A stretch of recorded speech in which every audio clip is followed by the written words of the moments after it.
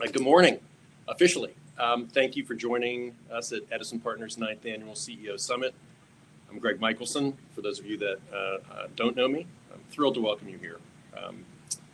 While we're really disappointed that we can't hold the summit in person this year, we are really appreciative that you've decided to join us virtually to learn, to teach, to interact with each other, as we're already seeing on the screen, which I'm thrilled about.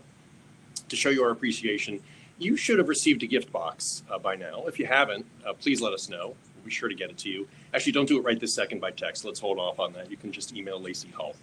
And speaking of Lacey, I want to just take a moment to thank her, along with the rest of the other members of the CEO Summit team, Kristen Dumbeck, Bobby Dickey, and Chris Sugden. It's been a great team effort, and I truly appreciate it. So let's get started. Needless to say, 2020 has been quite a year. No details needed at this point, but the impact is clear. Our environment has transformed us. It's transformed how we work, how we live, and how we think about the future. But as we exit 2020, enter 2021, albeit with a level of uncertainty, I know, I can tell you that the Edison team, all of whom have shown true resilience, positivity, transparent collaboration throughout this year, all of us have a deep desire to push forward into 2021 with confidence and with a plan to transform our environment. And Chris is going to talk about that more in just a moment. Over the next 2 mornings, you're going to hear from CEOs, directors, executives, and a keynote speaker, all of whom continue to show outstanding leadership in their companies, their communities, and I'm quite sure in their personal lives. They transform their surroundings. So to all of our speakers, thank you for the time and effort you've put in so far, and I'm looking forward to a great event with you. Lacey, if you can go to the next slide. As I said earlier, this is our 9th summit, and in that time, sorry guys, technical glitch. Please click a few more times, Lacey. Looks like, there we go.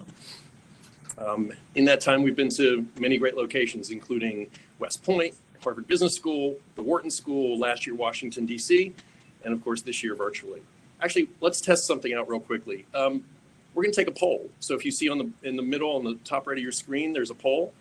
Lacey should be putting it up right now. Would love to know how many CEO summits you've attended.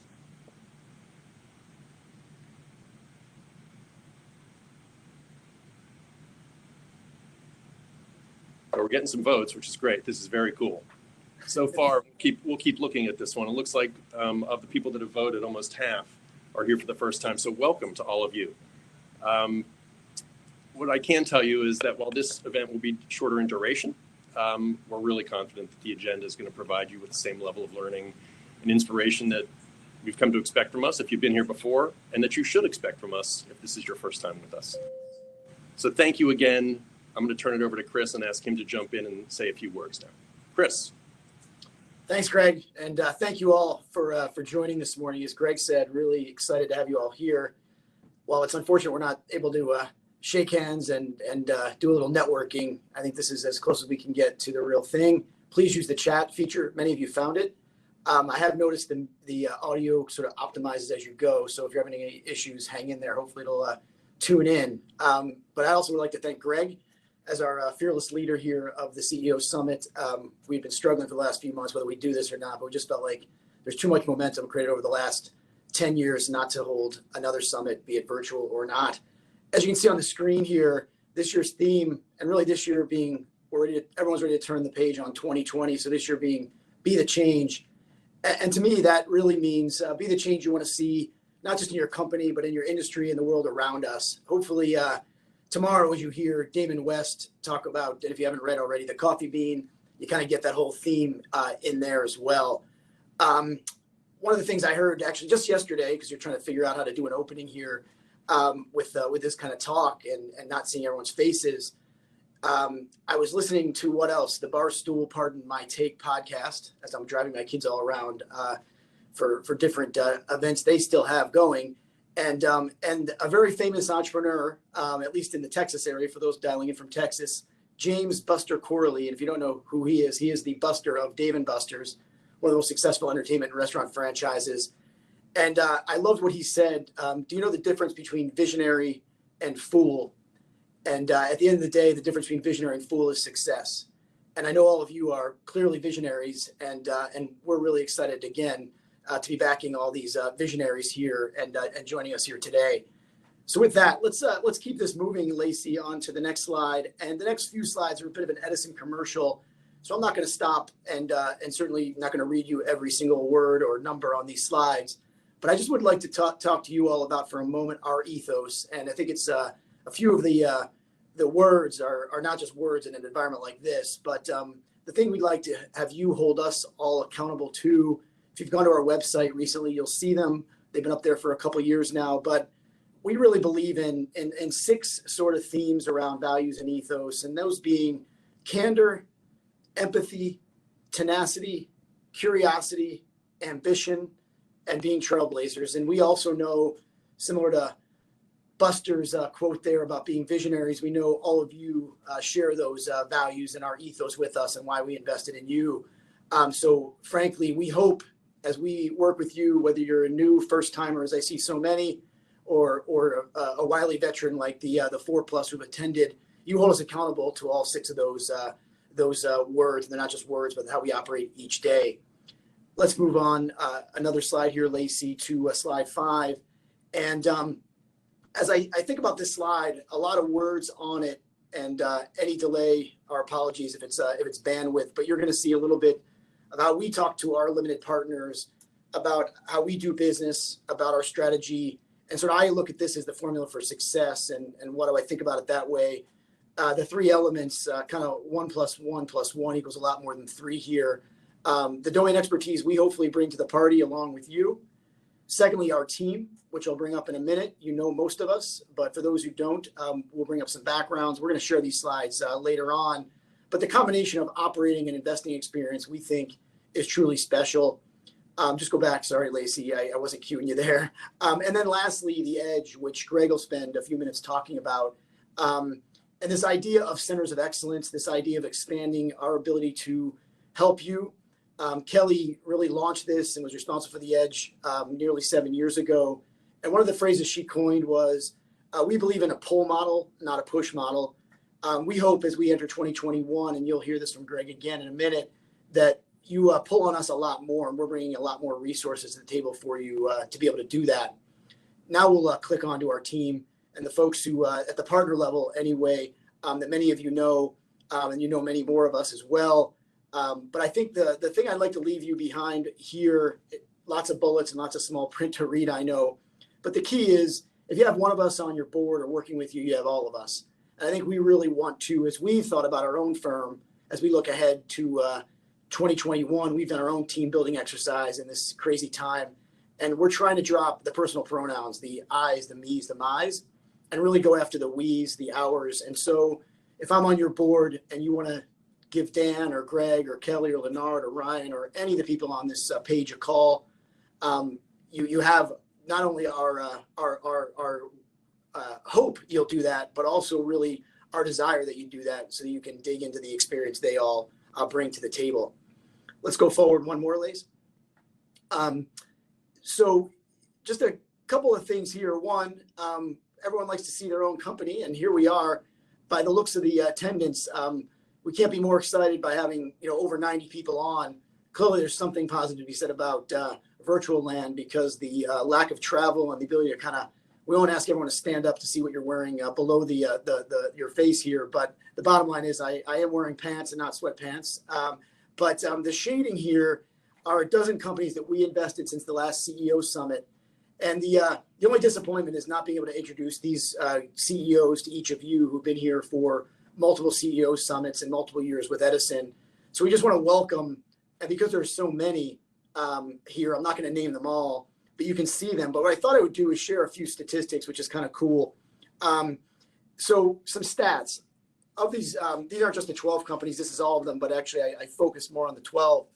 7 states in the US represented in the 12 companies, 2 European companies, Gambling Group and Go Henry. Gambling Group is actually in a couple different places in Europe, and Go Henry is in the UK, although both are spread across Europe in this crazy time. We have 9 B2B companies of this new group of cohort, if you will, and 3 B2C companies. And the revenue range at time of investment ranged anywhere of these dozen or so companies from about 3 million with a little bit higher run rate than that, all the way up to about a $30 million company with a little higher run rate than that. And all of you, we're proud to say, are growing incredibly rapidly and have really weathered the COVID storm well. Only a couple companies, quite honestly, were hit. There's a little bit better lucky than good. We obviously don't invest in things like hospitality and other areas and travel that have gotten hit so hard. But the bottom line is, I'd like to give a shout out to 2 companies. I won't call out your names in case you're trying to keep it quiet, but 2 companies have increased the enterprise value with which Edison paid over 3x in less than 18 months. And one will manifest itself in a transaction that likely has the company have more in its balance sheet, and one could manifest in a transaction that could have somebody else running the company going forward in terms of a strategic. But the bottom line is, we know there are 3 or 4 more just in this dozen that have similar positioning, which we can't be more happy to brag about a little bit. Here we go again. Edison 10. Edison Partners turns 35 years old in 2021, which is pretty wild. And not many firms make it to Roman numeral X or 10, if you will. And we're really excited to share with you. We shared last week with our current LPs the formal launch. We'll have some information tomorrow, so I'll tease it now for you to come back tomorrow about how you can participate in what we think is a pretty attractive way to invest alongside our institutional LPs. So the 500 million is our hard cap with a target number around 425. So it'll have a 4 handle, at least is the plan, to invest in another 20 to 25 companies as we roll forward in 2021. So with that, I'm going to hand back to Gregg, and I'm going to sign off for a little while. But again, thank you all so much for being here. We really appreciate it. Thanks a lot. Lacey, you can go right to the next slide. Obviously, it's very exciting how Chris ended with raising Fund 10. Not many firms have the opportunity to do that. So like I said, we're thrilled to be able to do that right now in 2020, going into 2021. And to make sure that we can continue to help our companies, we are going to talk just for a couple minutes about the Edison Edge. And we're going to do it briefly, mainly because in January, we're going to have a session solely devoted to the Edison Edge and what we can provide to the portfolio companies. And I think you'll find that it's a very robust platform.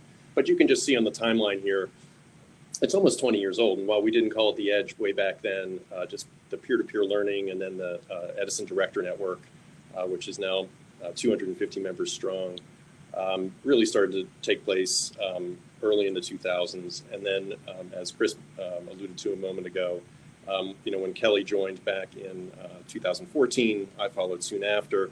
And then Dan Herskovich, Chris Clark, we really started to build out what we believe is a truly robust platform and 5 centers of excellence, as we'll talk about in a moment. Lacey.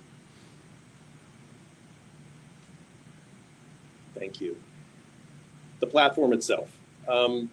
You all probably remember that our go-to-market platform is something that you've seen. We talked to you about it while we're getting to know each other through diligence, through the investment period, and we think it really helps you in terms of how you are scaled for an exit.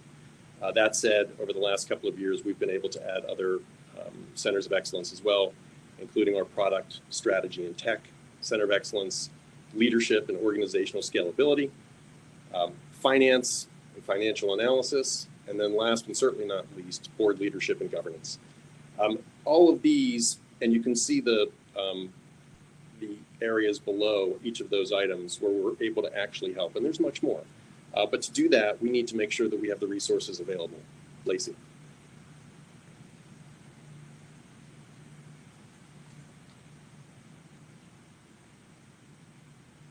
And there we are. This used to be 3 folks. And as you can see, over the past few years, we've really expanded. Most recently, and we're again excited to let you know that we have new operating partners joining the firm, as well as strategic advisors. Chris Clark, as you know, is an operating partner with the firm. Most recently, Helen Baptiste and Jean-Marc Levy both operating partners joining us. And you're going to actually hear from John Mark in just a few moments, and then Steve Schloss as a strategic advisor, along with, of course, Alex and Lacey. And then on the left-hand side, Kelly, Dan, and myself leading the charge across all 5 COEs and making sure that we have the resources available for you to pull us into your companies as you need us. So with that, I am going to pause just because I want to stay as close to our allotted time as possible. And tomorrow you're going to hear a little bit more about the director network, as Chris said, the sidecar fund, and also what you can expect to see from us in by end of year and into 2021.